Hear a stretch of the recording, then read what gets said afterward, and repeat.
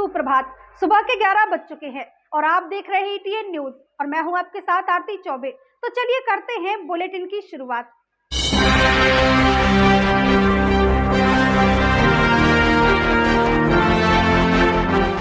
दमोह के हटा में पत्रकार पर हमला हुआ, कैमरा चला, सच्चाई रिकॉर्ड हुई। उसके बाद क्या हुआ? एसपी श्रुतकीर्ति सोमवंशी ने घटना को न सिर्फ नजरअंदाज किया बल्कि आरोपियों को बचाने का काम किया।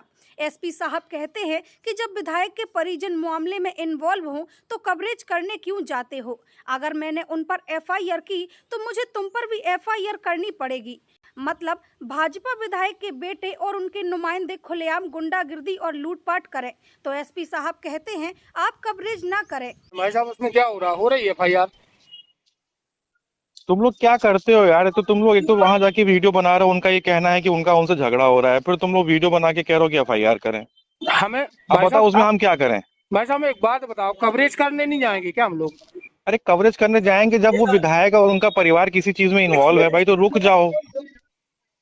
तुमको पता है ऑलरेडी अभी एफआईआर करेंगे तो क्या होगा? फिर तुम्हारे ऊपर एफआईआर कराएंगे वो, तो फिर हम मना करें उनको? ये शब्द हैं जिले के सबसे बड़े पुलिस अधिकारी के। सवाल ये है कि जब एक पत्रकार अपने काम के दौरान हमले का शिकार होता है तो पुलिस अधिकारी ही उसे सुरक्षा देने की बजाय उल्टा उसे ही धमकी क्यों देता है?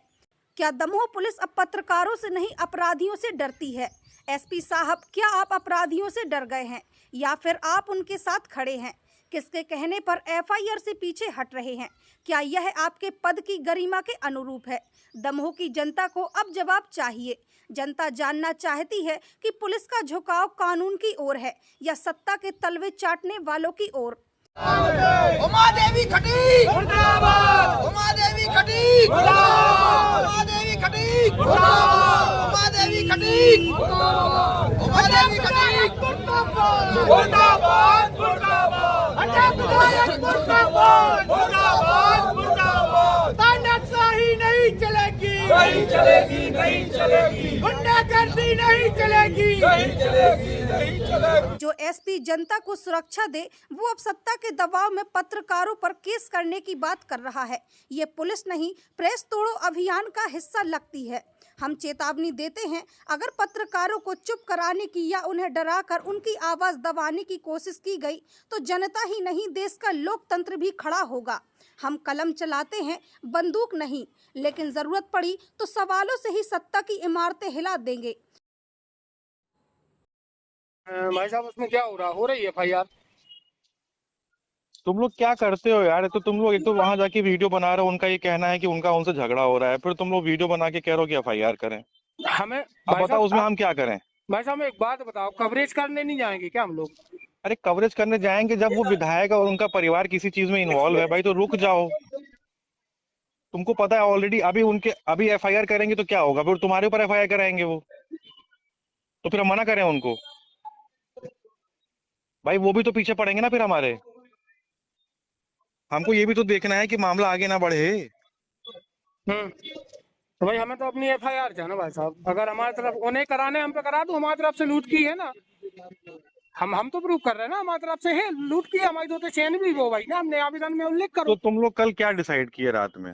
रात में आपसे बात हुई थी, मेरी बात हुई, मेरी एडिशनल एसपी से बात हुई, मेरे इन सब लोगों को मैंने भेजा कि बैठा के बात कराओ कि विषय क्या है। तू साहब के फोन से आपसे हमारी बात हुई थी। हाँ, आवेदन दिया हमने। हाँ, उसके बाद हम उठ गए थे कि भाई आपने बोला सुबह तक हम दे हो जाएगी एफआईआर, आपने खुद ने बोला था। ठीक है, रुको मैं बात करता हूँ एडिशनल एसपी से। सुबह तक एफआईआर हो जाएगी, मैं उठ गया था वहाँ पे। हाँ मैं कर रहा हूँ बात, रुको। लेकिन उसके बाद में हम लोग मानस वन में हैं सब जहाँ पे। ठीक है, रुको मैं बात करता हूँ। दमोह जिले के हिंडोरिया में ऑपरेशन सिंदूर में भारतीय सेना द्वारा दिखाए गए अदम्य साहस, शौर्य और पराक्रम को सम्मान देने के उद्देश्य से एक विशाल तिरंगा यात्रा का आयोजन किया गया। गाजे बाजे, डीजे और भारत माता की भव्य झांकी के साथ यह यात्रा स्थानीय महात्मा ज्योतिबा फुले चौक पहुंची, जो नगर के प्रमुख मार्गों से होते हुए चौराहा तक पहुंची। संविधान निर्माता बाबा डॉक्टर साहेब भीमराव अंबेडकर की प्रतिमा पर माल्यार्पण कर देश को समर्पण की मिसाल पेश की गई। रैली के समापन पर हनुमान मंदिर परिसर में भारत माता की आरती की गई और नगर के भूतपूर्व सैनिकों को शॉल, श्रीफल और फूल मालाओं से सम्मानित किया गया। बता दें कि हिंडोरिया में ऐतिहासिक तिरंगा यात्रा शुरू हुई। हर गली, हर नुक्कड़ देशभक्ति के गीतों और नारों से गूंज उठा। इस कार्यक्रम में जिला अध्यक्ष श्याम शिव हरे, नगर अध्यक्ष देवेंद्र ठाकुर, लक्ष्मण पटेल, प्रेम नारायण साहू समेत नगर के कई गणमान्य नागरिकों की गरिमामयी उपस्थिति रही। सभी को मालूम है कि विगत दिनों जो पाकिस्तान ने भारत के साथ हरकत की और भारत की सेना ने इस शूरवीरता के साथ उनको मुंहतोड़ जवाब दिया और उनकी औकात उनको याद दिलाते हुए ये एहसास कराया जब जब भारत के साथ आप इसी तरह की हरकत करोगे हमारी भारतीय सेना इसी तरीके से आपका मुंहतोड़ जवाब देगी। उसी सेना के सम्मान में हम सब ये तिरंगा यात्रा का आयोजन किया है और मैं बहुत हार्दिक बधाई यहाँ हिंडोरिया के वासियों को देना चाहता हूँ कि उनने सेना के इस कदम का सराहनीय सम्मान किया। बांदकपुर में देशभक्ति की अनोखी मिसाल पेश करते हुए विशाल तिरंगा यात्रा और बाइक रैली का आयोजन किया गया। यह रैली सेना के सम्मान में निकाली गई, जिसमें भारी संख्या में राष्ट्रभक्तों ने हिस्सा लिया। तिरंगे की शान में सैकड़ों बाइक सवार सिर पर साफा, हाथों में तिरंगा और दिल में देशभक्ति की भावना लिए बांदकपुर की सड़कों पर उतरे। युवा, बुजुर्ग और बच्चे हर वर्ग ने इस आयोजन में बढ़ चढ़कर हिस्सा लिया। इस मौके पर भारत माता की जय और वंदे मातरम के जयकारों से पूरा इलाका गूंज उठा। आयोजन का मुख्य उद्देश्य था भारतीय सेना के अदम्य साहस और बलिदान को नमन करना। बांदकपुर की यह बाइक रैली सिर्फ एक यात्रा नहीं है, बल्कि देश के प्रति प्रेम और सेना के लिए सम्मान की एक जीवंत तस्वीर बन गई है।